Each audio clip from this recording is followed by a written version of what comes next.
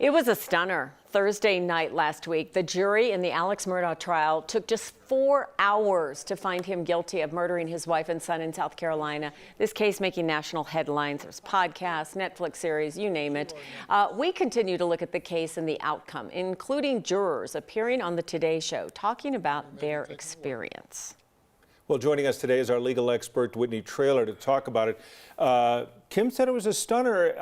I get the feeling, especially after Murdaugh took the stand himself, that it wasn't too surprising. Maybe the speed with which they delivered that verdict, but it seemed like if he wasn't already convicted, once he hit the stand, he really dug himself in a little deeper. Yeah, that's what I think the jurors said when they did their interviews, and that's also, I would concur with that opinion. When I watched him testify, it seemed just incredible, and so I would agree with you also that I wasn't surprised at the verdict, but I was very surprised at the speed in which they came back, because there was a lot of expert testimony, and the expert testimony is technical, and there were some things that didn't add up. The motive that the prosecution was pushing forward seemed a little suspect, but they came back within a matter of hours after 6 weeks of testimony. That was surprising.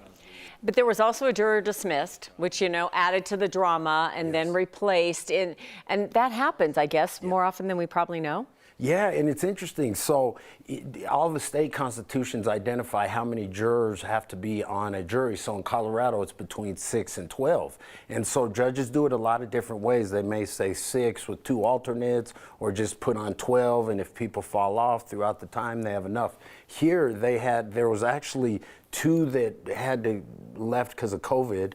2 others had another medical issue, and then 1 ended up talking about it outside of the jury presence, so they had to replace that one with an alternate. So you sit there for 6 weeks and then you do something stupid like that? Right. That makes no sense to me. Well, that's a long time to listen. Yeah. Yes, it's a long time to listen, but you have to imagine it's really all this technical testimony and the nation being on you, and you're just a regular old person coming in hearing all this. It's pretty intense, and you are just listening for 6 weeks. Yeah. In evaluating the speed with which that verdict came back, I wonder if many of those jurors, if not all of them, felt that he was guilty. And when he took the stand, obviously he'd never said that he did it, so there's no remorse except for what was happening to him, things that had happened to him. Correct. And I would think that would sink very deeply with a jury, that this is a remorseless person who you think is guilty of murder. That's exactly right, and it's interesting because they said that the tears he was turning on and off just didn't ring true. His constant use of Mags and Papa, the sort of nicknames that he had, just didn't add up. But what is really interesting here is that he had to admit, and he admitted that he lied about his presence. He admitted that he had defrauded his partners and all that. He admitted he lied about pretty much everything that had happened. And that's, you know, as being on the other side, the prosecution is saying this is somewhat of a smoking gun to say this guy has gotten up in front of you and told you all of these lies that he made up.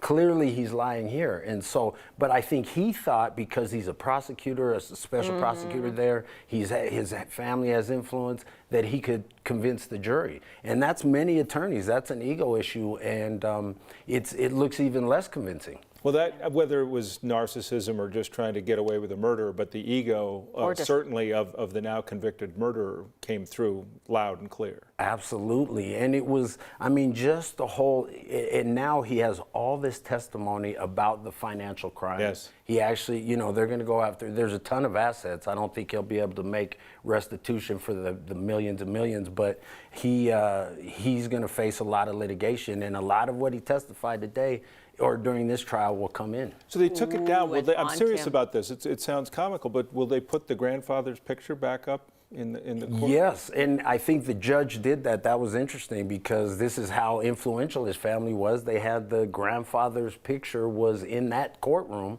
and the judge took it down so that there wouldn't be the bias, so the jury wouldn't feel that influence. But it almost felt like this was retribution. Like the jurors seemed even, they almost had some righteous indignation about his testimony. Yeah, exactly. It's quite a case. Yeah. We may have actually heard the last of it. We'll see. I'm sure there'll be somewhat more, but there'll be an appeal, but it won't get overturned, in my opinion. Whitney, it's good to see you. Thanks for coming in.